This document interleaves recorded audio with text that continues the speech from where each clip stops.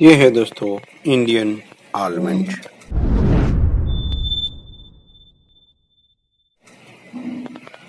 देख सकते हैं लीफ साइज ये पूरे है मगर छोटे हुए हैं, तो जितनी ज़्यादा ब्रांच उतने छोटे लीफ दोस्तों।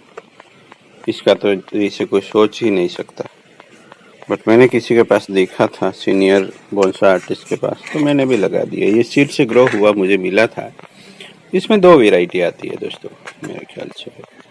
कुछ कहीं कहीं लगते हैं, कुछ झुमके में लगते हैं। तो झुमके में लगते हैं वो मुझे अच्छा लगता है, और उसी वैरायटी का भी ये है। तो इस पे क्या वर्क कर सकते हैं, तो देखिए यहाँ अनवांटेड ब्रांच एक ग्रो हुई है, जिसको पहले हटा देना है। और क्या करेंगे, ट्रिम कर देंगे, जैसे कि हार्ड प्रूनिंग यहाँ से, क्योंकि हमें ब्रांच से मल्टीप्लाई करवानी है दोस्तों।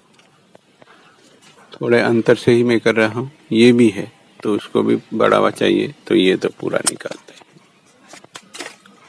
यहाँ भी चाहिए, तो यहाँ दोनों ओवर क्रॉस कर रही है, तो अभी के लिए रखते हैं, क्योंकि ये यहाँ ब्रांचिंग करवाना थोड़ा मुश्किल लग रहा है। तो फिर कुछ टेक्निक से हम उसको इधर उधर कर सकते हैं दोस्तों, कुछ भी करके अभी उसको रहने देते हैं। यहाँ कुछ प्लेस करेंगे या कुछ भी करेंगे।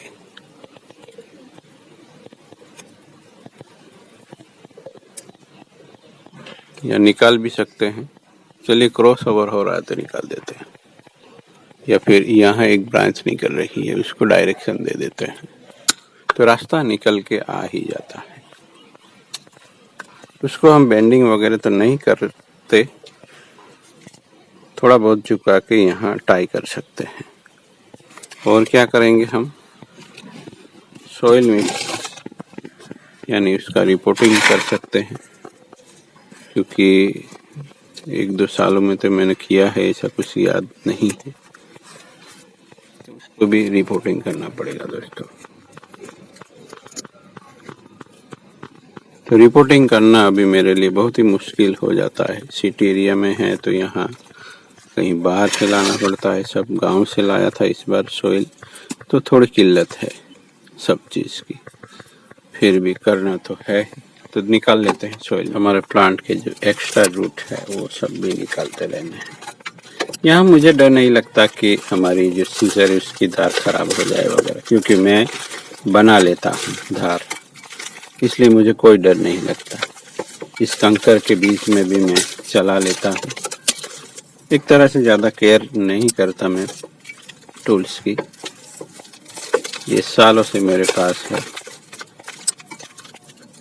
और ये होनी चाहिए मेरे ख्याल से। एक अगर कहीं से क्वालिटी टूल मिल जाए तो अच्छी बात है।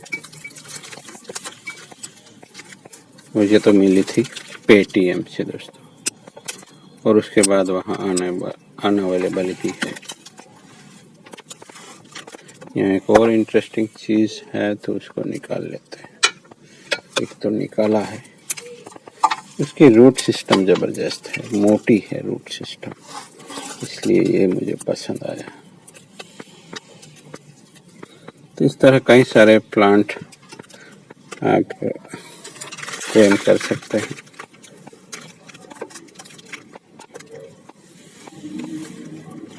तो एक अच्छा था, उसको हमने ले लिया। ये इतना मोटा रूट सिस्टम नहीं। चलिए, जो होना था वो काम भी हो गया है।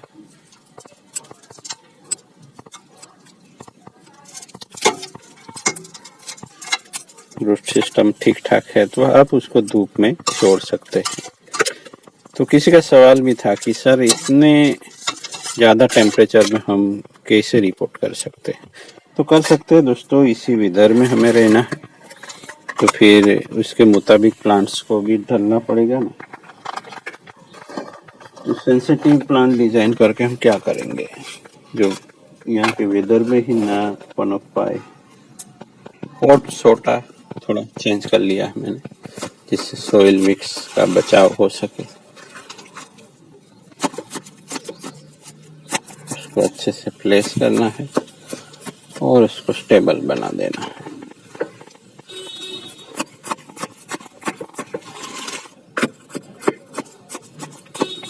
और उसको हम अटैच कर लेंगे दोस्तों। तो लोकल प्लांट भी अच्छे से ट्रेन हो सकते हैं दोस्तों, थोड़ा तरीके से। और जितनी ज़्यादा ब्रांच से आप डेवलप कर पाएंगे उतने ही छोटे लीफ कर पाएंगे।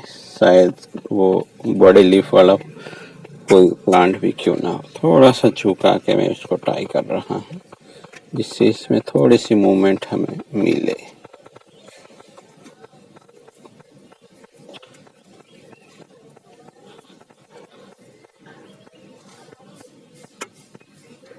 यहाँ से खींच रहा है तो चलिए अभी नहीं, उसको स्टेबल होने देते हैं। उसको खींचेंगे तो जड़ें उखड़ रही है, तो चलिए उसको ऐसे ही रहने देते हैं। यहाँ पहले से होल बना है तो उसके साथ अटैच भी हो जाएगा ये।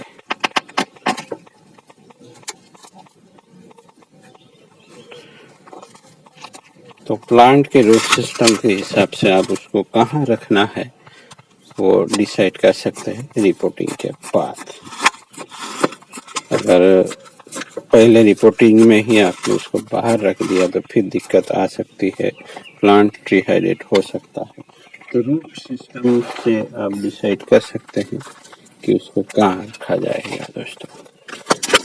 तो चलिए ये स्टेबल हो चुका है, मिलते हैं और बने रहेगा इसी। Thank you for watching.